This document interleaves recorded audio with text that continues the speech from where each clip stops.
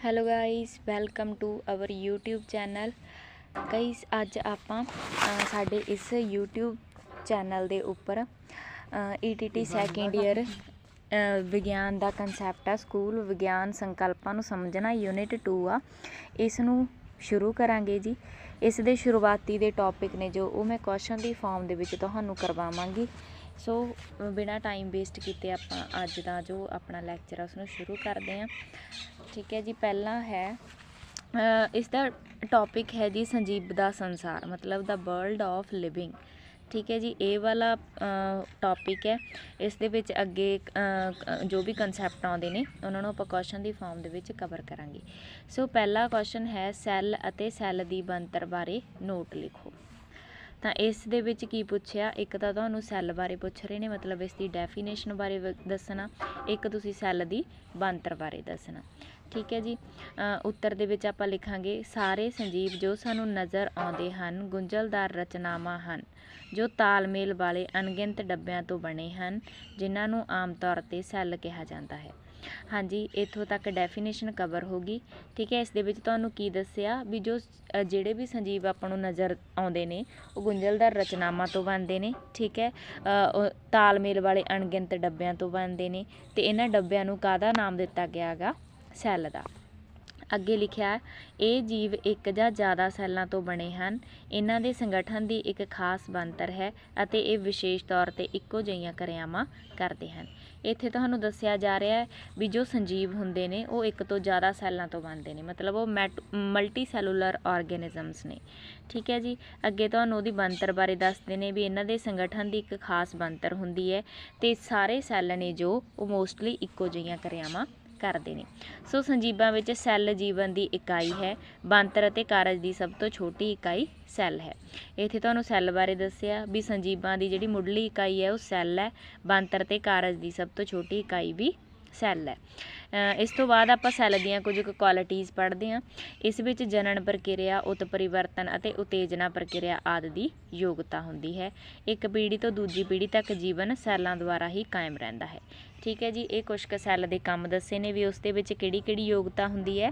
ਜਨਨ ਪ੍ਰਕਿਰਿਆ, ਉਤ ਪਰਿਵਰਤਨ ਅਤੇ ਉਤੇਜਨਾ ਪ੍ਰਕਿਰਿਆ ਦੀ ਯੋਗਤਾ ਹੁੰਦੀ ਹੈ ਅਤੇ ਜਿਹੜਾ ਜੀਵਨ ਟਰਾਂਸਫਰ ਹੁੰਦਾ, ਠੀਕ ਹੈ, ਇੱਕ ਪੀੜ੍ਹੀ ਤੋਂ ਦੂਜੀ ਪੀੜ੍ਹੀ ਤੱਕ, ਉਹ ਵੀ ਸੈੱਲਾਂ ਦੁਆਰਾ ਹੀ ਕਾਇਮ ਰਹਿੰਦਾ ਹੈ।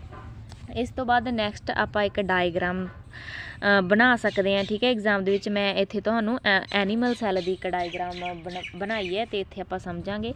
ਸਭ ਤੋਂ ਪਹਿਲਾਂ ਕੀ ਤੁਸੀਂ ਇੱਕ ਸਰਕਲ ਡਰੋ ਕਰਨਾ। ਠੀਕ ਹੈ ਜੀ। Wait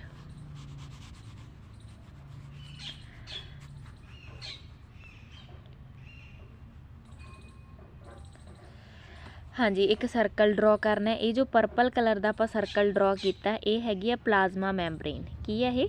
plasma membrane. ਇਸ ਤੋਂ ਬਾਅਦ ਨੈਕਸਟ ਸੈਂਟਰ ਦੇ ਵਿੱਚ ਇੱਕ ਨਿਊਕਲੀਅਸ ਬਣਾਉਣਾ। ਇਹ ਯੈਲੋ ਕਲਰ ਦਾ ਨਿਊਕਲੀਅਸ ਹੈ। ਠੀਕ ਹੈ ਜੀ। ਫਿਰ ਇਹ ਜੋ ਗ੍ਰੀਨ ਕਲਰ ਦੀਆਂ ਨੇ ਬਣਾਈਆਂ ਹੋਈਆਂ ਨੇ ਇਹ ਹੈਗੀਆਂ ਵੈਕਿਊਲਸ। ਇਸ ਤੋਂ ਬਾਅਦ ਨੈਕਸਟ ਜੀ ਜਿਹੜਾ ਲਾਈਟ ਸਕਾਈ ਬਲੂ ਜੇ ਕਲਰ ਦਾ ਕਲਰ ਫਿਲ ਕੀਤਾ ਹੋਇਆ ਸੈੱਲ ਦੇ ਸਾਰੇ ਸੈੱਲ ਦੇ ਵਿੱਚ, ਇਹਨੂੰ ਆਪਾਂ ਸਾਈਟੋਪਲਾਜ਼ਮ ਕਹਿੰਦੇ ਹਾਂ। ਇਹ ਗੋਲਗੀ ਕੰਪਲੈਕਸ ਹੈ। ਠੀਕ ਹੈ। ਗਾਲਜੀ ਕਾਇਆਮਾ। ਠੀਕ ਹੈ ਜੀ। ਇਹ ਵੈਸੀਕਲਸ।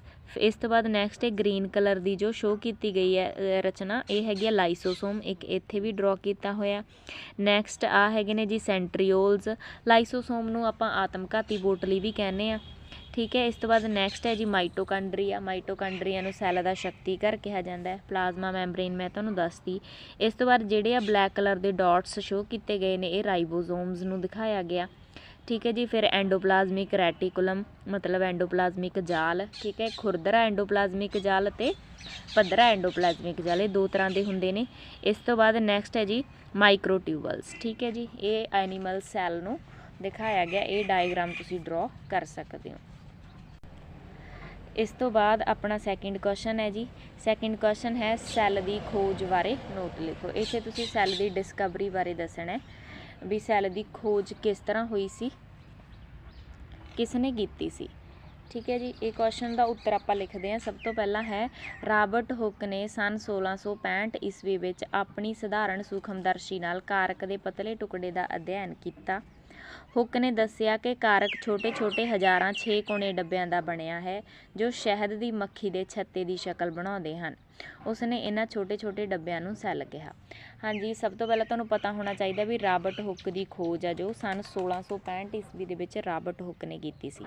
ਠੀਕ ਹੈ, ਉਸਨੇ ਆਪਣੀ ਸਧਾਰਨ ਸੂਖਮਦਰਸ਼ੀ ਨਾਲ ਕਿਸ ਦਾ ਅਧਿਐਨ ਕੀਤਾ ਸੀ? ਕਾਰਕ ਦੇ ਪਤਲੇ ਟੁਕੜੇ ਦਾ ਅਧਿਐਨ ਕੀਤਾ ਸੀ। ਉਸ ਦੇ ਵਿੱਚ ਉਸਨੇ ਕੀ ਦੇਖਿਆ ਵੀ ਜੋ ਹਜ਼ਾਰਾਂ 6 ਕੋਣੇ ਡੱਬਿਆਂ ਦਾ ਇੱਕ ਸੈੱਲ ਉਹ ਜੋ ਬਣਿਆ ਹੋਇਆ ਹੈ। ਠੀਕ ਹੈ, ਸੌਰੀ, ਉਸਨੇ ਕਾਰਕ ਦੇ ਵਿੱਚ ਹਜ਼ਾਰਾਂ ਹੀ 6 ਕੋਣੇ ਡੱਬੇ ਦੇਖੇ ਅਤੇ ਇਹ 6 ਕੋਣੇ ਡੱਬੇ ਉਸਨੂੰ ਕਿਸ ਤਰ੍ਹਾਂ ਦਿਖਾਈ ਦਿੱਤੇ? ਜਿਵੇਂ ਮੱਖੀ ਦਾ ਛੱਤਾ ਹੁੰਦਾ ਹੈ। ਠੀਕ ਹੈ, ਅਤੇ ਇਹਨਾਂ ਡੱਬਿਆਂ ਨੂੰ ਉਸਨੇ ਕਿਸ ਦਾ ਨਾਮ ਦਿੱਤਾ? ਸੈੱਲ ਦਾ ਨਾਮ ਦਿੱਤਾ। ਇੱਥੇ ਰਾਬਰਟ ਹੁੱਕ ਦੀ ਡਾਇਗਰਾਮ ਵੀ ਤੁਹਾਨੂੰ ਦਿਖਾਈ ਗਈ ਹੈ, ਉਸਦੀ ਪਿਕਚਰ ਤੁਸੀਂ ਦੇਖ ਸਕਦੇ ਹੋ। ਅਤੇ ਡਾਇਗਰਾਮ ਦੇ ਵਿੱਚ ਹੋਰ ਕੀ ਲਿਖਿਆ?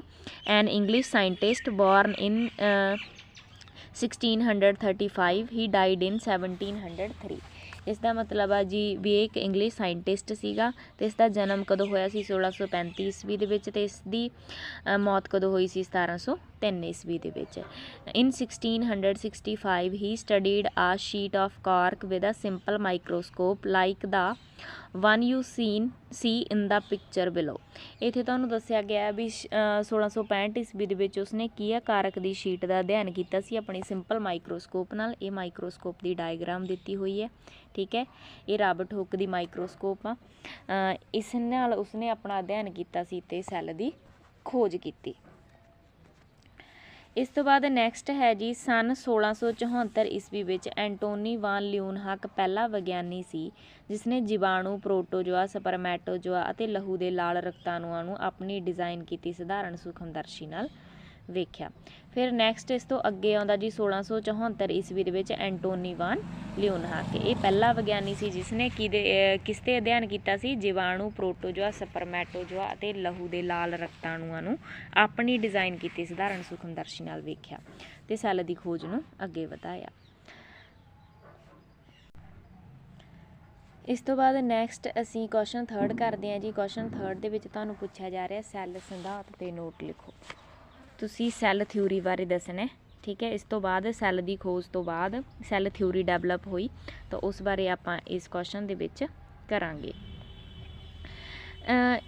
ਇੱਥੇ ਕੀ ਦੱਸਿਆ ਜਾ ਰਿਹਾ? ਇੱਥੇ ਉੱਤਰ ਦੇ ਵਿੱਚ ਤੁਸੀਂ ਲਿਖਣਾ ਦੋ ਜਰਮਨ ਜੀਵ ਵਿਗਿਆਨੀ MJ ਸ਼ਲੀਡਨ ਅਤੇ T ਸਵਾਨ ਨੇ ਕ੍ਰਮਵਾਰ 1838 ਈਸਵੀ ਅਤੇ 1839 ਈਸਵੀ ਵਿੱਚ ਸੈੱਲ ਸਿਧਾਂਤ ਪੇਸ਼ ਕੀਤਾ। ਹਾਂਜੀ, ਕਿਸ ਨੇ ਪੇਸ਼ ਕੀਤਾ ਸੀ? ਦੋ ਜਰਮਨ ਜੀਵ ਵਿਗਿਆਨੀ ਸੀ। ਪਹਿਲਾ ਸੀ MJ ਸ਼ਲੀਡਨ, ਇਸਨੇ 1838 ਈਸਵੀ ਦੇ ਵਿੱਚ 1838 ਈਸਵੀ ਦੇ ਵਿੱਚ, ਅਤੇ ਸੈਕਿੰਡ ਸੀ T ਸਵਾਨ ਨੇ 1839 ਈਸਵੀ ਦੇ ਵਿੱਚ ਸੈੱਲ ਸਿਧਾਂਤ ਪੇਸ਼ ਕੀਤਾ। ਅਤੇ ਇਸਨੇ ਕੀ ਕਿਹਾ ਸੀ ਇਹਨਾਂ ਨੇ ਆਪਣੇ ਸੈੱਲ ਸਿਧਾਂਤ ਦੇ ਵਿੱਚ? ਜਿਸ ਅਨੁਸਾਰ ਸੈੱਲ ਸਾਰੇ ਸੰਜੀਵਾਂ ਦੀ ਬਣਤਰ ਅਤੇ ਕਾਰਜ ਦੀ ਮੁੱਢਲੀ ਇਕਾਈ ਹੈ। ਜੋ ਸੈੱਲ ਹੈ ਉਹ ਸਾਰੇ ਸੰਜੀਵਾਂ ਦੀ ਬਣਤਰ ਅਤੇ ਉਹਨਾਂ ਦੀ ਕਾਰਜ ਦੀ ਮੁੱਢਲੀ ਇਕਾਈ ਹੈ। ਠੀਕ ਹੈ ਜੀ। ਨੈਕਸਟ ਹੈ 1855 ਈਸਵੀ ਵਿੱਚ ਸੈੱਲ ਸਿਧਾਂਤ ਵਿੱਚ ਫਿਰ ਤੋਂ ਸੋਧ ਹੋਈ ਜਦੋਂ ਇੱਕ ਹੋਰ ਜਰਮਨ ਜੀਵ ਵਿਗਿਆਨੀ ਆਰ ਵਰਚੋ ਨੇ ਵਿਚਾਰ ਪੇਸ਼ ਕੀਤਾ ਕਿ ਸਾਰੇ ਸੈੱਲ ਪਹਿਲਾਂ ਤੋਂ ਹੋਂਦ ਆਏ ਸੈੱਲਾਂ ਤੋਂ ਬਣੇ ਹਨ। ਇਸ ਤੋਂ ਬਾਅਦ 1855 ਈਸਵੀ ਵਿੱਚ ਆਰ ਵਰਚੋ ਆਉਂਦੇ ਨੇ, ਉਹ ਵੀ ਜਰਮਨ ਜੀਵ ਵਿਗਿਆਨੀ ਸੀ। ਠੀਕ ਹੈ, ਉਹਨਾਂ ਨੇ ਕੀ ਵਿਚਾਰ ਪੇਸ਼ ਕੀਤਾ ਵੀ ਜੋ ਸਾਰੇ ਸੈੱਲ ਬਣੇ ਨੇ ਉਹ ਪਹਿਲਾਂ ਤੋਂ ਹੋਂਦ ਆਏ ਸੈੱਲਾਂ ਤੋਂ ਹੀ ਬਣੇ ਨੇ। ਠੀਕ ਹੈ ਜੀ, ਇੱਥੇ 2 ਪਿਕਚਰਸ ਕਵਰ ਕੀਤੀਆਂ ਹੋਈਆਂ ਨੇ, ਇਹਨਾਂ ਨੂੰ ਸਮਝ ਲਓ। ਦੇਖੋ, ਜਿਵੇਂ ਫਸਟਲੀ ਆਹ ਸੈੱਲ ਸੀ, ਇਸ ਤੋਂ ਡਿਵਾਈਡ ਹੋ ਕੇ ਇਹ ਦੋਨੇ ਸੈੱਲ ਬਣ ਗਏ। ਠੀਕ ਹੈ, ਇਹ ਦੋਨੇ ਸੈੱਲ ਕਿਸ ਤੋਂ ਬਣੇ ਨੇ? ਪਹਿਲਾਂ ਤੋਂ ਐਗਜ਼ਿਸਟਿੰਗ ਸੈੱਲ ਤੋਂ ਹੀ ਬਣੇ ਨੇ। ਠੀਕ ਹੈ, ਉਸੇ ਤਰ੍ਹਾਂ ਆਪਾਂ ਇਸ ਡਾਇਗਰਾਮ ਦੇ ਵਿੱਚ ਸਮਝਦੇ ਹਾਂ। ਇੱਥੇ ਇੱਕ ਸੈੱਲ ਦੀ ਡਾਇਗਰਾਮ ਬਣਾਈ ਹੋਈ ਹੈ। ਕੀ ਲਿਖਿਆ ਹੋਇਆ? Cells ਅਰਾਈਜ਼ਸ from pre existing cells, ਮਤਲਬ ਜੋ ਸੈੱਲ ਹੈ ਉਹ ਪਹਿਲਾਂ ਤੋਂ ਬਣੇ ਹੋਏ ਸੈੱਲਾਂ ਤੋਂ ਹੀ ਬਣਦੇ ਨੇ। ਠੀਕ ਹੈ ਜੀ। ਨੈਕਸਟ ਹੈ the cell is the basic unit of organisms, ਮਤਲਬ ਸੈੱਲ ਹੈ ਜਿਹੜੀ ਉਹ ਬੇਸਿਕ ਯੂਨਿਟ ਹੈ ਹਰੇਕ ਔਰਗੈਨਿਜ਼ਮਸ ਦੀ। ਠੀਕ ਹੈ, all living organisms are composed of cells, ਜਿਹੜੇ ਵੀ ਲਿਵਿੰਗ ਬੀਇੰਗਸ ਹੈਗੇ ਨੇ ਉਹ ਸਾਰੇ ਸੈੱਲਸ ਤੋਂ ਬਣੇ ਨੇ। ਠੀਕ ਹੈ ਜੀ, ਹੋਪ ਤੁਹਾਨੂੰ ਸਮਝ ਲੱਗ ਗਿਆ ਹੋਏਗਾ। ਇਸ ਤੋਂ ਬਾਅਦ ਨੈਕਸਟ ਕੁਐਸਚਨ ਕਰਦੇ ਹਾਂ। ਹਾਂਜੀ, ਇਸ ਤੋਂ ਬਾਅਦ ਹੈ ਕੁਐਸਚਨ 4th, ਪ੍ਰੋਕੈਰੋਟਿਕ ਸੈੱਲਾਂ ਅਤੇ ਯੂਕੈਰੋਟਿਕ ਸੈੱਲਾਂ ਵਿੱਚ ਅੰਤਰ ਦੱਸੋ।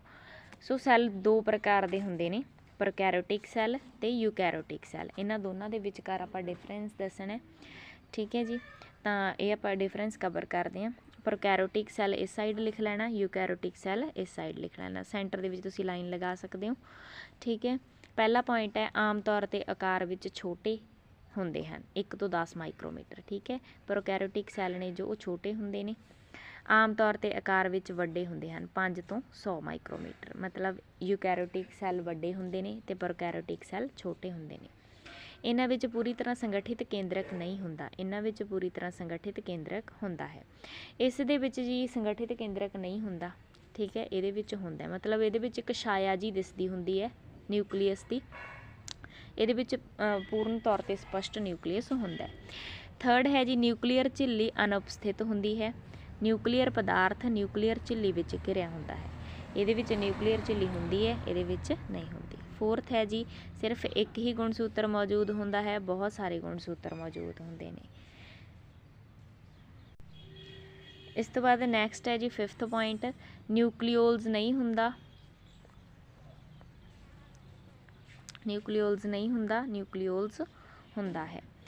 सिक्स्थ पॉइंट है जी झिल्ली नाल घिरे निकड़े अंग नहीं हुंदे, झिल्ली नाल घिरे निकड़े अंग हुंदे हन। इस दे विच निकड़े अंग बहुत घੱਟ मात्रा च हुंदे ने प्रोकैरियोटिक सैलां दे विच, ठीक है जी।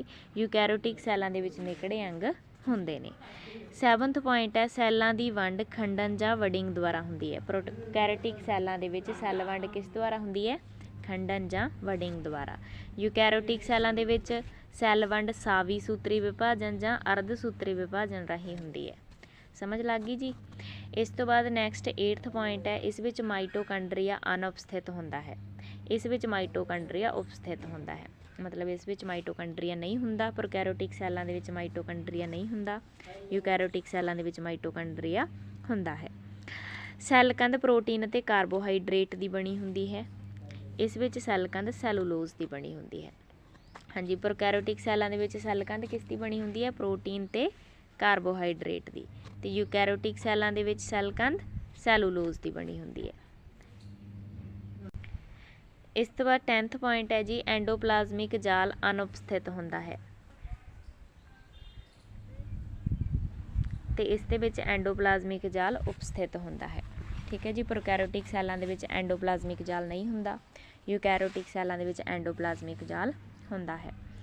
प्रोकैरियोटिक सैलां दे विच राइबोसोम्स 70S प्रकार दे हुंदे ने, यूकैरियोटिक सैलां दे विच राइबोसोम्स 80S प्रकार दे हुंदे ने, ठीक है जी। प्रोकैरियोटिक सैलां दे विच गाल्जी कायामां अनुपस्थित हुंदियां ने, यूकैरियोटिक सैलां दे विच गाल्जी कायामां उपस्थित हुंदियां ने। प्रोकैरियोटिक सैलां दे विच लाइसोसोम नहीं हुंदा, यूकैरियोटिक सैलां दे विच लाइसोसोम्स हुंदे ने, ठीक है जी। प्रोकैरियोटिक सैलां दे विच साह प्रक्रिया किस द्वारा हुंदी है? प्लाज्मा झिल्ली द्वारा। तो यूकैरियोटिक सैलां दे विच साह प्रक्रिया किस द्वारा हुंदी है? माइटोकॉन्ड्रिया द्वारा, ठीक है जी, क्योंकि इस दे विच माइटोकॉन्ड्रिया तो हुंदा ही नहीं है ना जी। इस तो बाद नैक्सट है प्रकाश संश्लेषण थाइलेकाइड विच हुंदा है, प्रकाश संश्लेषण क्लोरोप्लास्ट विच हुंदा है, ठीक है जी। इस विच प्रकाश संश्लेषण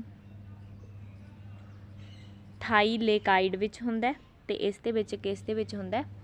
क्लोरोप्लास्ट दे विच। होप तुहानूं ये चारों क्वेश्चन समझ लग गए होणगे, ठीक है जी। इत्थे इजाज़त दिओ जी सानूं नैक्सट वीडियो दे विच अगले कंसैप्ट्स नूं क्वेश्चन दी फॉर्म च कवर करांगे। So thank you ji.